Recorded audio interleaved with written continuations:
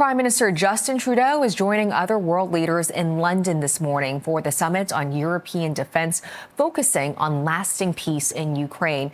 That's where we find CTV's senior political correspondent, Mike Le Couteur, who is live in London for us this morning. Mike, what is the latest from the summit so far? It's about the afternoon time over there in London.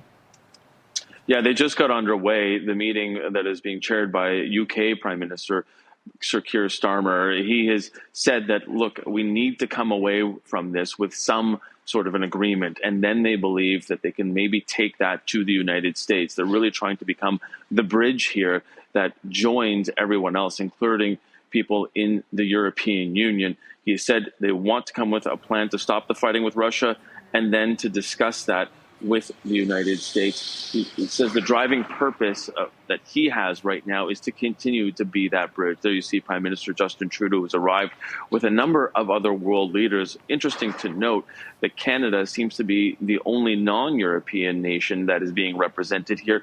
We also have the head of the European Council, the European Commission as well, and the head of NATO, Mark Rutte, who's there in the top left-hand side of your screen.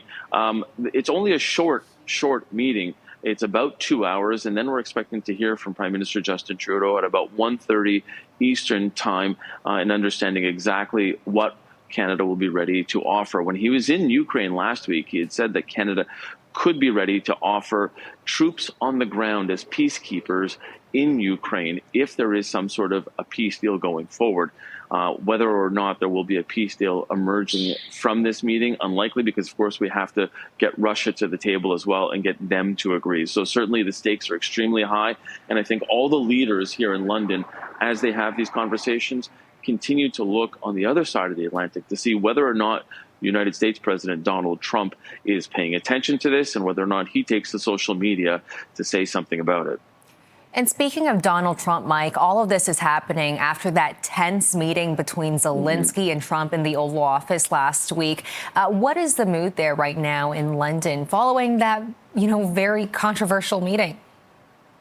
Yeah, it's interesting because we talked to Canada's High Commissioner to the United Kingdom yesterday, Ralph Goodale, and he had basically said that it was very uncomfortable to watch and obviously extremely tense. Sir Keir Starmer, the UK Prime Minister, said the same thing, said nobody wants to see that as well. And he believes that he can play a role now in trying to make sure that everyone moves past that. But I think there's also the question of when these two leaders will talk again. We heard from the leader of Finland, who was at this meeting as well, that said that is paramount. They want to make sure that both Ukrainian President Volodymyr Zelensky and Donald Trump have a conversation again going forward, possibly to smooth things out, but at least to get back on speaking terms. Because as you had said, after that entire debacle at the White House, I think a lot of people are wondering where all of this stands.